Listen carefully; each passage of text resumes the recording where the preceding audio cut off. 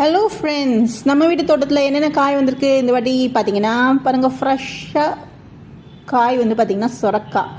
So குட்டியாக வந்து பார்த்திங்கன்னா சொரக்காய் வந்திருக்கு. அதுக்கப்புறம் சுண்டைக்காய் நம்ம ஆல்ரெடி நம்ம காமிச்சிருக்கோம். வாழை மரத்துலேருந்து வெட்டின அந்த வாழைப்பழம் ரொம்ப ஸ்வீட்டாக இருந்ததுங்க.